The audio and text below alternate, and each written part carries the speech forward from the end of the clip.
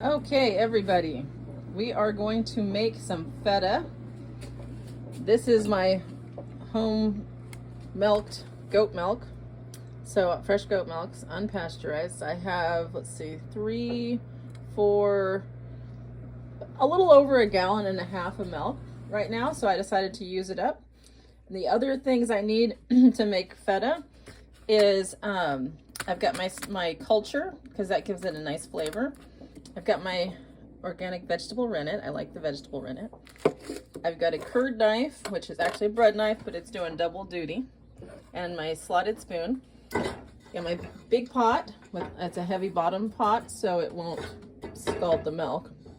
And a candy thermometer, which works well for liquids too.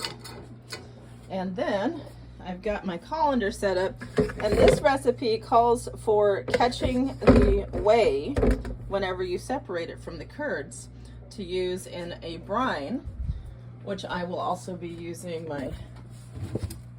some kosher salt for, and some white vinegar. So that's everything I need to get started today for my feta making. This is milk that's a couple of days old now from my goat, and you can see that the cream is actually starting to separate from the milk. So we got a little cream layer on top for the goat milk. It's not as thick as cow's milk cream, but it's still good. So that's what that thick stuff is on top. So I stir up from the bottom, back and forth, to spread the heat equally without letting the milk burn at the bottom, because it'll be hot on the bottom and still cold on the top.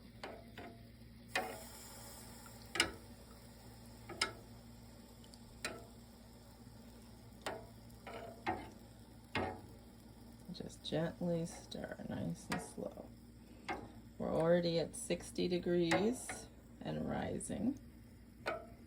So now we have reached 84 degrees, and it's time to stir in the lipase powder. This is culturing the milk, and my recipe calls for a ½ teaspoon of lipase, but I kind of just sprinkle it in and wing it a little bit. That's probably good. And then you're supposed to stir it and let it inoculate the milk for 30 minutes. You can also add buttermilk at this point to let it also culture the cheese. There's enzymes that will go to work flavoring it. So we're gonna let it sit for 30 minutes starting now.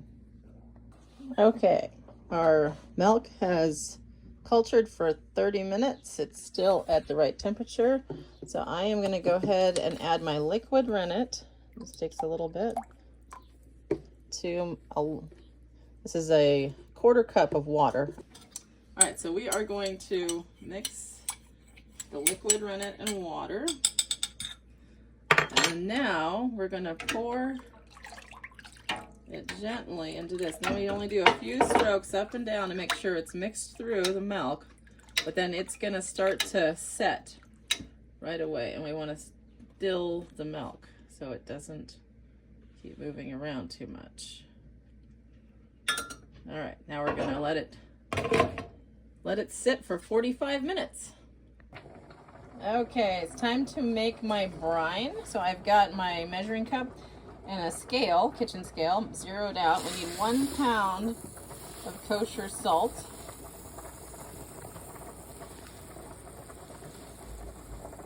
I don't spill. Okay.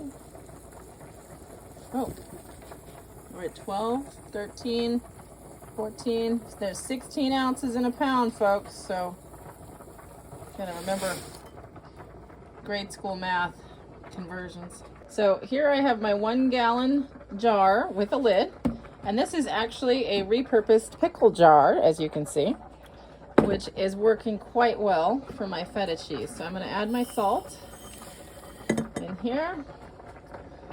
And it also calls, the recipe I use calls for 1 teaspoon of white vinegar, but I like a little bit more than that. So I'm just gonna add a little splash, however much that ends up being. So here we go. So like, yeah, that's probably good. That was probably like a couple of tablespoons. Enough to give it a nice vinegary, pickly effect. So this curd has been sitting with the rennet in it for about 25 minutes. So as we can see, it's starting to look pretty nice. I think it might have separated already. That's what we want to see right there. The whey is very light colored compared to the curd, almost translucent, transparent, more like chalky water than milk now. And whenever I pull, the curd keeps its shape. This is nice firm curd. I might go ahead and start cutting it. Okay, I have my bread knife doubling as a curd knife, so I'm going to start making, oh, this is some nice curds, like 1 inch apart lines, all the same direction, parallel to each other, through the beautiful curds.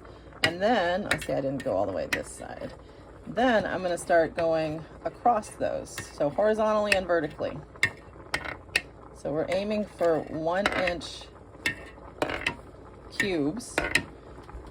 And some of you may say, well, this doesn't make a cube, this makes a long skinny piece, and you would be right. So we're going to have to cut downward at an angle like this to try to cut through the curd sideways, and it doesn't have to be perfect. This is not going to matter too much what they look like right now. So here we go. We got some. If some of them are a little smaller, it's okay too. If you see any that are bigger, just slice them gently. I'm stirring a little bit with the side of my knife to bring up any bigger pieces from the bottom. Oh, very nice.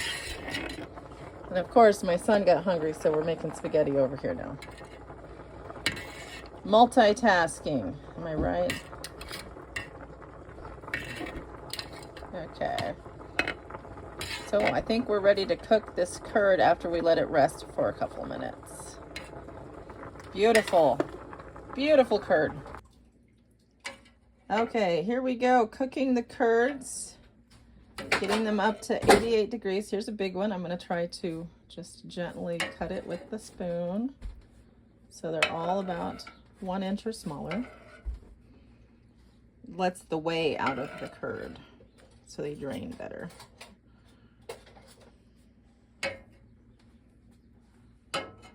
Now, when it gets up to about 88 degrees, which is right now, I'm going to kill the heat and let them sit. The curds are going to start to sink. That's what we want.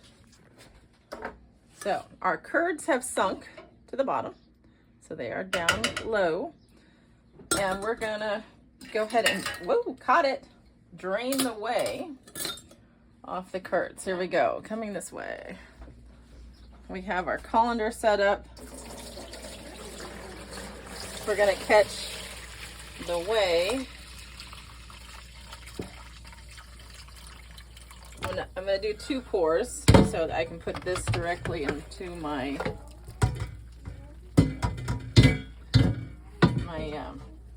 brine. Here, I'm gonna bring it over there. Okay, so here's my salt and vinegar for my brine and my whey.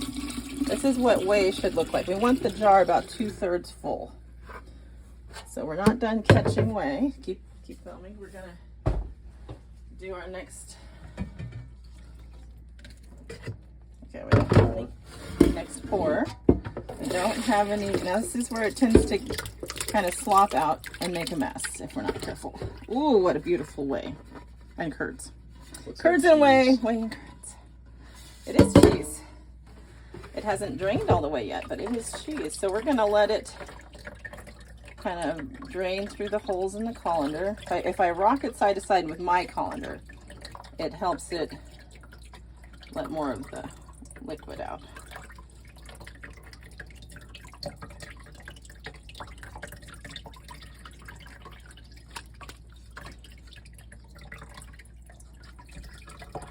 And you can push down on it with a spoon or clean hands. I'm gonna wash my hands just to make sure. I'm gonna grab my spoon. So you can push down on it to kind of work more of the liquid out. The way. Thank you, Jacob. You're learning about cheese making, aren't you? I've known about it for a while.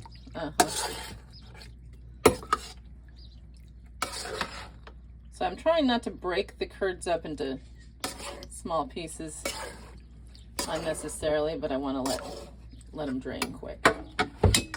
So we want to let them sit and drain a really long time. So I'm gonna go ahead, because with feta you want a nice hard block of feta. So what we're gonna do is let it sit here now over the bowl, collecting more of the whey. And I'm gonna cover it and let it sit for, I think, 8 hours on this side, then I flip it and go 8 hours on the other side approximately. Or if it looks like it's well drained, I'll go ahead and slice it into strips early for the brine. But the brine now goes into the refrigerator. Once I get up to the 2/3 mark, about right here, let me pour that in. I'm gonna shake it good and then put it in the fridge. Okay, so now the curd has been draining for roughly 18 hours. So it should be good and firm. I flipped it over once. Oh yeah, this is very dense. That's what we want with our feta. We're gonna cut it into nice long little strips of feta. Can't really see the lines currently because of the light, but I can cut it down the middle too, so I can make these into smaller, more meal-sized blocks. Now, this is gonna go right into the brine, which has been in the refrigerator overnight. But you can see this is nice, beautiful, thick, dense feta. And the flavor is going to develop as it sits in the salty brine for a little while. But it'll keep in the refrigerator for several months because it's in the salty brine solution. It won't go bad right away. So you can use it to your heart's delight. Going over here, putting it in the brine.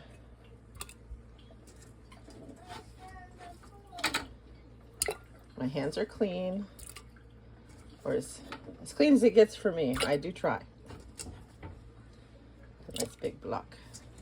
If we overfilled our brine or have more cheese than we anticipated, we would dump a little out.